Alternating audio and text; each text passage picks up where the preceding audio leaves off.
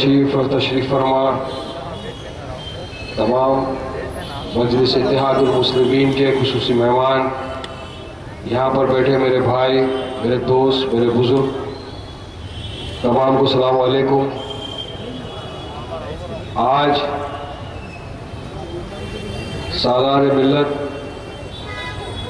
का जलसा है।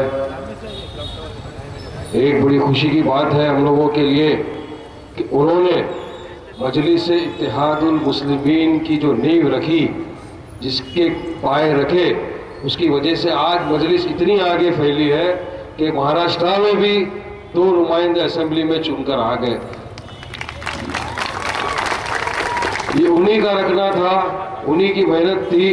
उन्होंने जो मजलिस इत्तेहादुल मुस्लिमीन के लिए जो दूरअंदेशी सोची थी, जो फ्यूचर प्लान सोचे थे, वही नकीब मिल्लत जनाब बैरिस्टर असदुद्दीन ओवैसी साहब और जनाब अकबरुद्दीन ओवैसी साहब ने खूब मेहनत कर कर आज इस मकाम पर आए हैं कि पूरे महाराष्ट्र में नहीं, पूरे हिंदुस्तान में आज मजलिस इत्तेहादुल मुस्लिमीन इस तरह से छा रही है कि हर एक पार्टी को, हर लोगों को ये एहसास हो गया है कि नहीं, मजलिस इत्तेहादुल मुस्लिमीन अब पूरे देश भर में एक ही परचम लहराएगी, वो है इंसाफ का।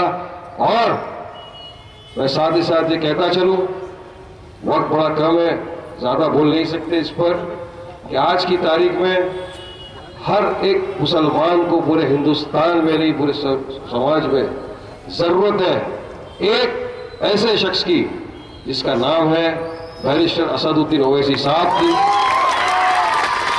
जो हर मजलूम की आवाज बनकर पूरे हैदराबाद में नहीं, पूरे महाराष्ट्र में नहीं, पूरे हिंदुस्तान में छाना है।